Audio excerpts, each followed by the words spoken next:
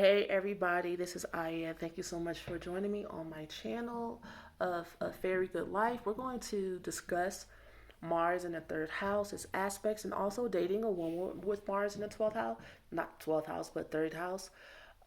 Because Mars in a woman's chart has to do with what type of man she's like anatomically attracted to, sexually attracted to, without consciously being aware of it. Mars energy in our chart is energy that it's like your primitive response to life.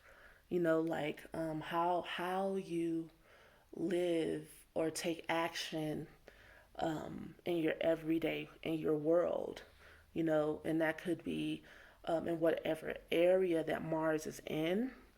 But it really has to do with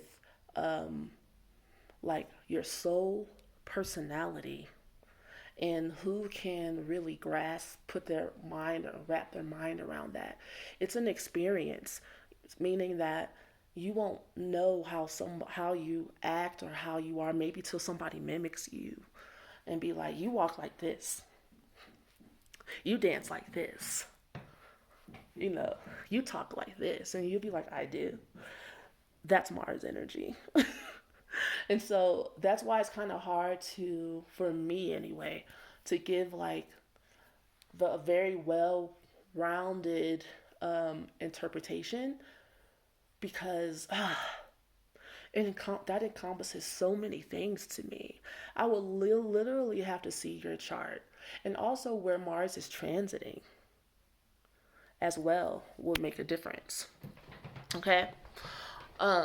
Because that would be where you're activated, which is another Mars word, to do something in your life, about something, do something, take action, make a move, and so that's why it's in its downfall in like Virgo energy, because Mars doesn't want to sit and think about stuff before it does it. It wants to just instinctually act. So it doesn't really have much fun in Virgo.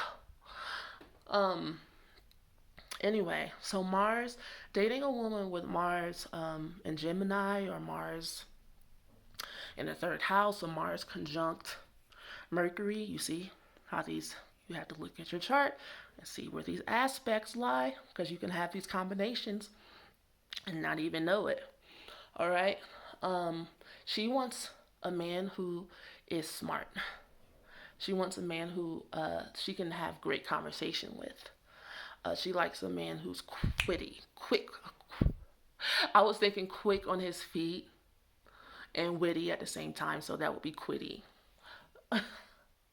And she wants a man that's like a creative genius, maybe someone who's a prophet, maybe someone who's psychic, maybe who's someone who is maybe a bit crazy, uh, who can go off on the deep end with his imagination because the conversation's so great. So she wants a man that will F, mind F her, you know. Um, that's all. Now, if you have, in general, if you have Mars in the third house, you are anxious a lot. Your nervous system probably isn't settled because you're always thinking. So maybe having some amethyst around, uh, maybe slowing down your mind sometimes by journaling. Your mind's always racing. Exactly, just like that.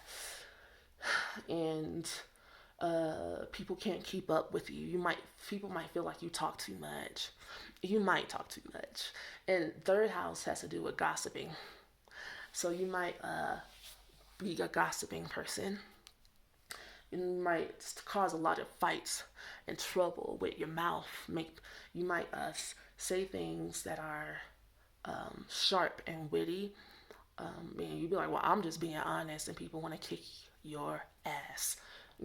So you might end up arguing a lot with people or debating, and for you it's all fun and games, but other people's mind don't work as quick as yours, so You're laughing. You're like, I got to you. I got you. you know.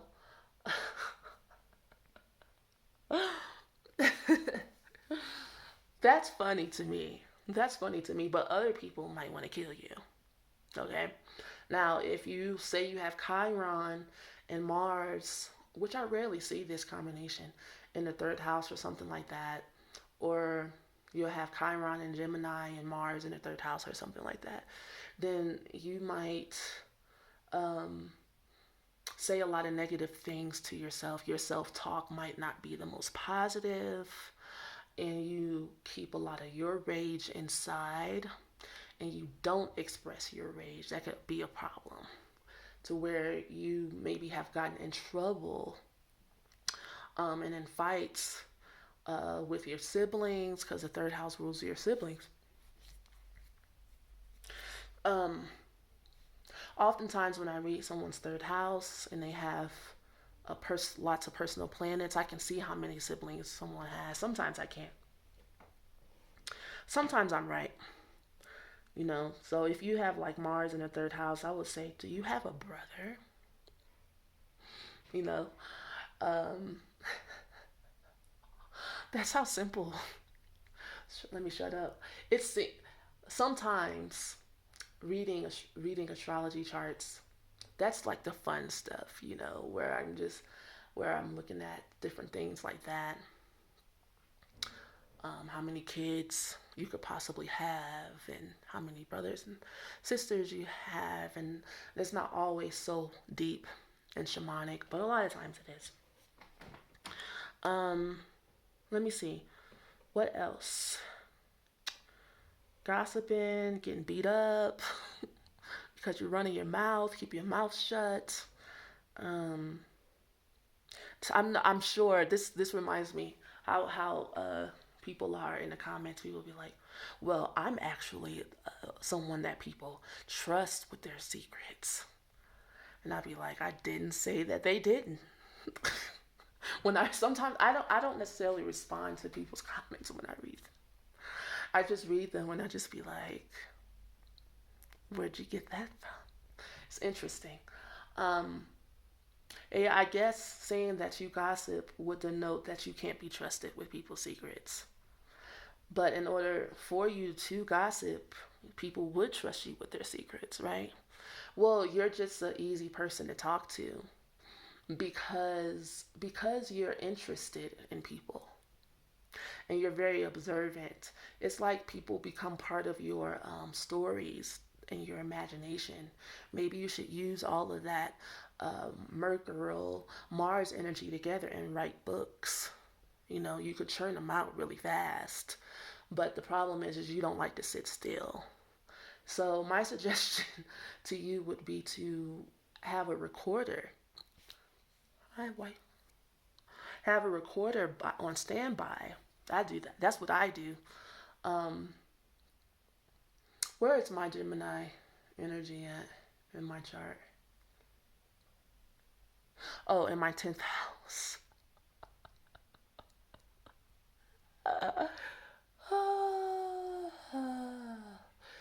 That is too funny. But anyway, that's what I do because I have so many ideas. It's crazy. I have songs going through my head, stories going through my head, ideas for podcasts, ideas for articles, ideas for art, ideas for oracle cards, ideas for books. It can get exhausting, right?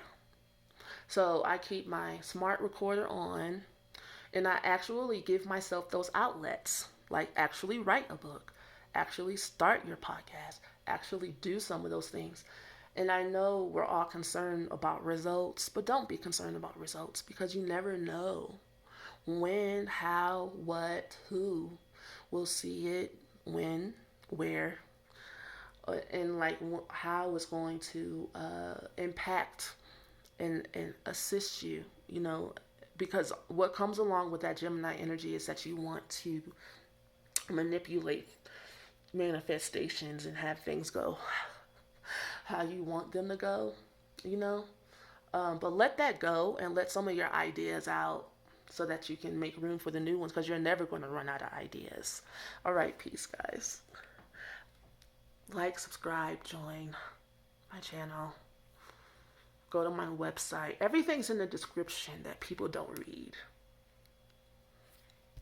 And if I did not have it in the description, people would say, you don't have it, you need to put that stuff in your description. But I have everything in my description. You can even book with me in my description box. Peace.